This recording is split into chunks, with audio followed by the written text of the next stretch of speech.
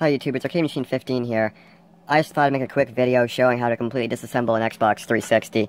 Because right here, I got an Xbox 360 that has the dreaded red ring of death. And now this one has been supposedly repaired by a company before, so it has repair stickers on it. And what I'm going to do is I'm going to open it and see exactly what they did for their bullshit repairs. Because most people that go to repair places know they're usually run by Indians, Pakistanis, you know, not being racist at all, but those people do shitty repairs to make a quick buck, and they don't care about the stuff that they're fixing for people. They just want to fix it the cheapest and shittiest way possible to get the money and the people out of their face. So, yeah, they obviously don't try at fixing their electronics. It really annoys me that they do this, but, you know, they gotta make money somehow, right? They got this, fixing consoles poorly and running convenience stores. So, that's all I gotta say about that. But, I'm going to be opening this and seeing exactly what they've done and why it didn't work, obviously. So, I'm pretty sure what they probably did was they did a reflow, or a quote-unquote reflow, which is having a heat gun and putting it over the GPU, which is the component that fails on these systems. The GPU has lead-free solder, and it, you know, cracks over time with the heat and the coolness. The temperature changes. So the temperature changes cause the solder balls to crack and break, and by heating up the motherboard with a heat gun, you can get the board to flex again, making those cracked solder joints to touch each other again. Because obviously when the board gets hot, it warps. So, now what I'm going to do is I'm going to find all my tools here, get them together, and we're going to start opening this up and seeing exactly what they did, which I can pretty much guarantee you is nothing. It's probably going to look stock. So, yeah, I'll be back. Okay, so first thing we need to do is we need to get these side panels off. There's one on the top, and there's one on the bottom. So in order to do that, well, I have my own ways of doing it, but I use this part of my screwdriver. I pull it at the top, and then I'm going to try pushing it in there and getting whatever's there to unlatch. Hold up. So there I got one. Now get the other one on the other side. And then you can see, when we do that, we get to this point, and those were the things right there. Those tabs there were the things that were holding it in. So now, there's going to be those right there, and right there, I believe, underneath that little foot there. So what I'm going to do is, I'm going to get this, and I'm just going to poke it in there, because I know where the thing is. If it'll work. There we go. Sorry, I'm doing this while I'm holding the camera, but it seems to be working okay so far. I'm not doing a terrible camera job, I don't think. So, now there's one right there. Oh, wait, did they break it? No, it just wasn't latched. Okay, so there's one left right over there on the end. Now, making sure the other ones don't come off. Just gonna poke that in there and try lifting it from the front. Okay. So there we go. Bam. One-handed. Alright, now let's tuck in the bottom one. That's what you get, and then put it on that side. Oh, what do you know? They actually broke one of the legs. Focus. That's not uncommon to see when people repair these, because they usually rip these things off without properly disengaging the clamps. So, oh, they broke another one off over there. That was not me. I make sure to push in the tabs before pulling them off, and that repair company, yeah, they broke them. So there's only one clamp holding this side of the bottom on. Okay. Now, let's get the other side. Okay, make sure I hit the actual clamp. There we go. And they broke even one on the other side. So there's, those two on the left and right are missing. And the bottom one on the other side is missing. So, good job, repair company. I can already tell this is going to be a great repair job inside of this console. Okay, so now I'm going to have to manage to cut those stickers that they put over it for their warranty. And, yeah, I'll be back once that's done.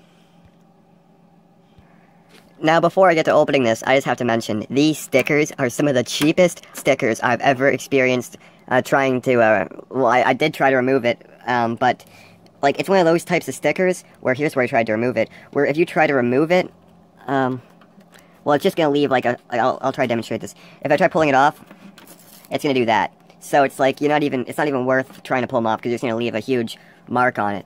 So, yeah, these stickers are obviously half-ass made, and I did put marker over their phone number so I wouldn't be accused of the one exposing their bad quality. Fun fact, I've actually posted on their Facebook forums, or not forums, I guess their Facebook page, exposing their crap, And they don't know shit. They were having pictures on there. They were saying that burn marks on a motherboard were corrosion. And if you know anything about motherboard work, corrosion is when water gets in contact with electricity and causes a greenish turquoise substance that eats away the motherboard. But they were thinking that a black burn mark on a motherboard was corrosion. This company is morons, to say the least. So, moving on. Let's try to now pull the case apart. Now, I do this a quick way because I like saving time, and I also don't like damaging, like they have done here, the case, because I like keeping the cases in mint condition. So they damage the shit out of the case, and I'll show you how I do it without damaging the case, which may look harmful, but it isn't, and it takes less time to do. So let me put this right here if I can. Be nice if I could. Okay, this is proving to be hard. Okay, wait, let's see. It's seeming to not move. Okay, so now what I do is put it the right way. I unleash the clips here at the front, one by one. That's 1, 2, come on, 3, and last one, 4. Okay, so there we go. The clips are unleashed. There's one there, one there, one there, and one there, and that's the top part that connects to them. Let me make this focus a bit. Oh crap. Like, I wish the Samsung Galaxy S6s would actually have a good autofocus, because their autofocus is so horrible. Focus, please. Jesus Christ. That's all I ask, is for it to focus. Oh, shit. Okay, I thought I got all clamped back on, but no, it didn't. So, there we go. It's unclamped. I, grabbed the back of it, where it's still attached right there, and then I lift it, like this. Now, sorry for such the horrible camera work here, but I really don't have a tripod. I don't want to spend money on one. And, yeah, I got the back off already. I'm not sure you've seen. And they broke it, not me. They've actually broke this while they were trying to do it the proper way. I don't do this the proper way, but I do it a way where I can keep this pristine and not ruin it, and they ruined the shit out of the case. So good job, repair company. And, moving on. Now we're on the actual part of the console here. So in order to get through this, I'm going to need the right bits to open it up. So hold on a second here. And these bolts right here, which are usually, have to be taken off to get the board out, look like they haven't been ever unscrewed before. No surprises there. So, let's see, not quite the right size. Where's my right size bit? I hope I can find it. Okay, here it is. Here it is.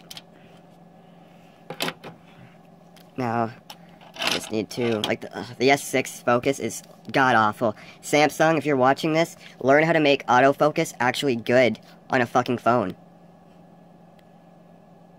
See, can I make it just, like, stay focused instead of trying to mess around?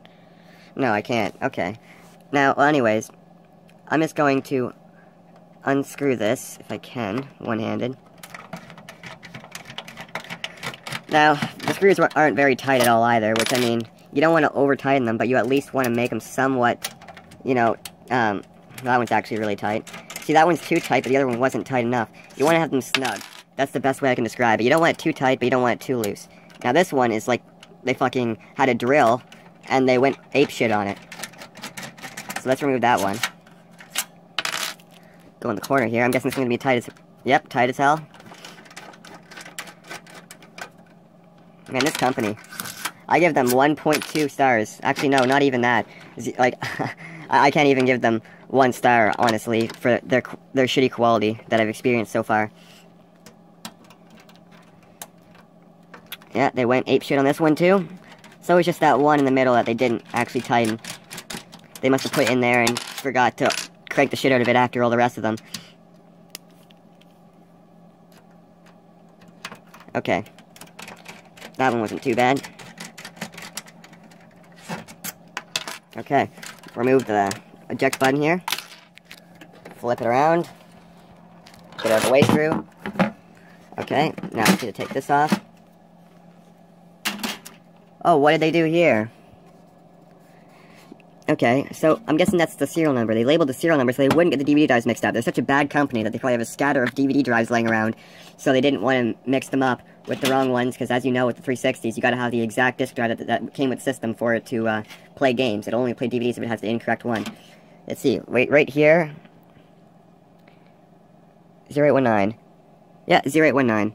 So they didn't want to get this mixed up. They even felt the need to put one of those stickers on the motherboard itself when they didn't even take the motherboard out of the chassis.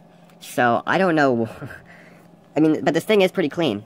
Like, maybe that's all they did. They took it apart, used a heat gun, and probably you know, used an air compressor, I'm guessing. But there's nothing done to it. Like I said, it's like stock. It's a stock system that they did nothing to. They put stickers in it, that's all they did. So what I think they did is they used an air compressor, and after they were done using the air compressor, they used a heat gun on the GPU for probably about 15 minutes, and then after they're done using the heat gun, they reassembled it with the case that they pretty much demolished, and with the side panels that they pretty much demolished, as shown here.